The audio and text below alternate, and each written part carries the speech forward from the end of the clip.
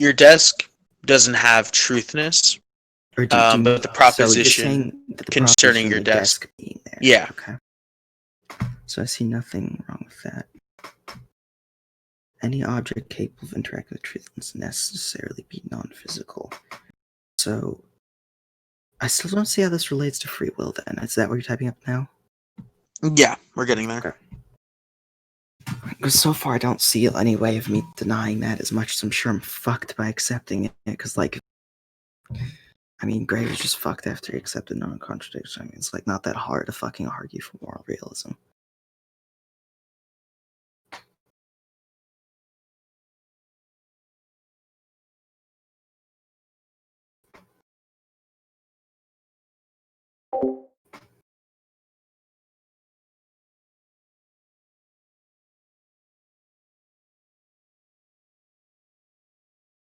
No, you fucking aren't, Zaire, if you're gonna goddamn stay here, bitch. I haven't slept for 2 fucking weeks. I just drink more caffeine. You can deal with it.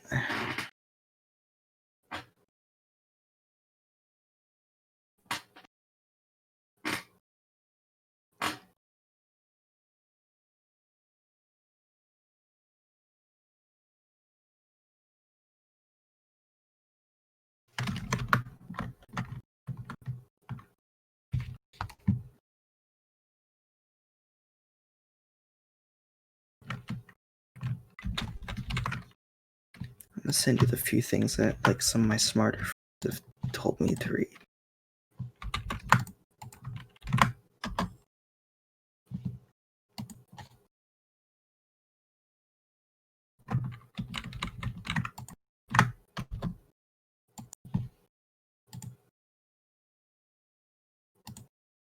What the hell?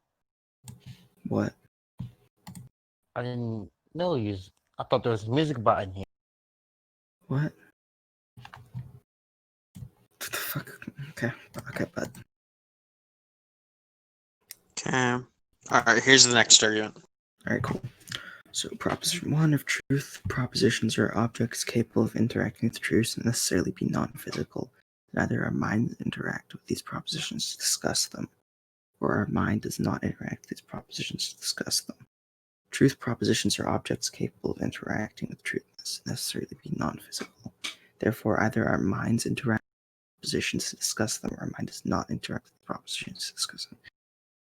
The kind of interaction that our minds do is different from the proposition itself. The proposition has a value assigned to it based on truth, either true or false, whereas our minds only perceive that. Sure, it has an interaction, but I don't think it's in the same way. So I don't think that's so like falsely equivalent. wait, so hold on a second. If our mind's interacting with these truth propositions, right? It's not in the same way. They would necessarily. Go ahead. It's not in the same way, though. Our minds still don't have a truth value. They just can't. No, it's not saying that they have a truth value. Exactly. But for but for our minds to interact with them, which is why I don't think that this argument functions. Well, no, the point that's being made is that for our minds to interact with these truth propositions, unless you don't think our mind interacts with the truth propositions, which will lead you to epistemic nihilism, which will defeat your entire position, then our minds necessarily be non-physical.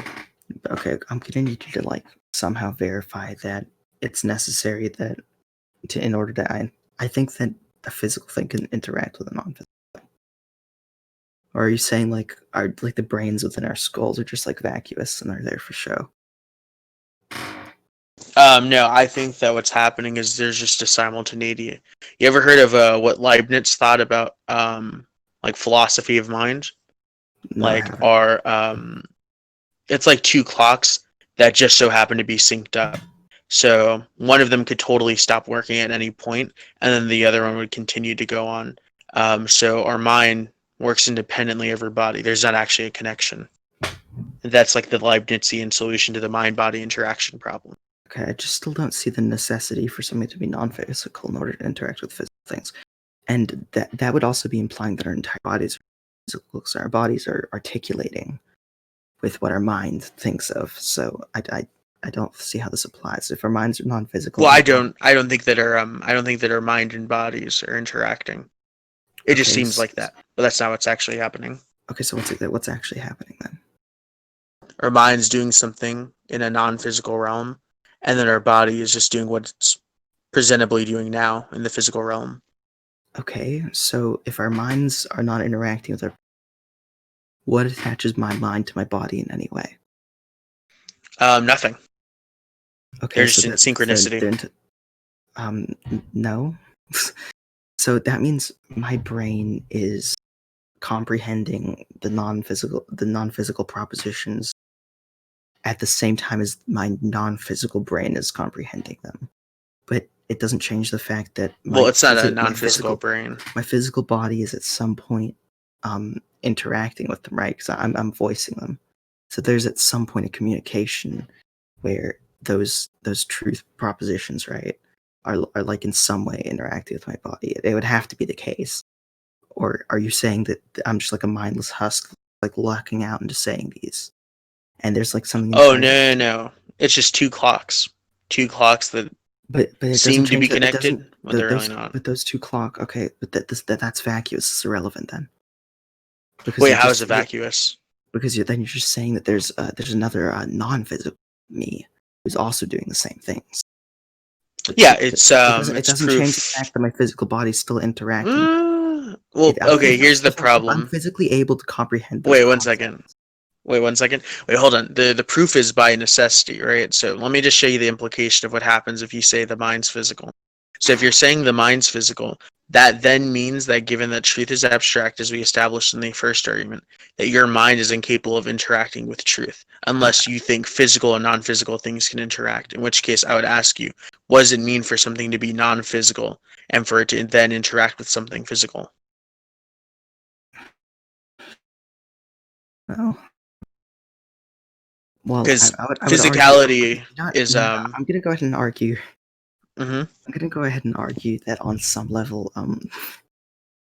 like a proposition is in some way physical. Our representations of them are physical. No, I'm gonna say not the like propositions themselves. I'm okay. We're on the same page that I'm thinking, right? Yeah, I think we're thinking. Which means they are physical in the way that they are like imprinted on neurons in my brain. I don't think thinking is just about your brain. I actually think it has nothing to do with your brain. Okay, then how does my brain come up with the ideas then? Because you gave them two clocks example, but if they aren't connected, where does my brain get the ideas from? At some point, there has to be an interaction. Yeah, I don't think your brain's getting any ideas. That's the point. Okay, so why am I voicing this now then?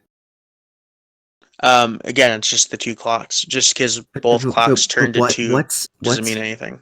What's keeping the physical clock ticking?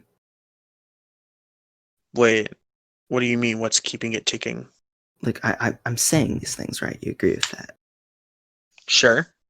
Okay, so what's making me say them if not me physically being able to interact with those ideas? Just pure coincidence.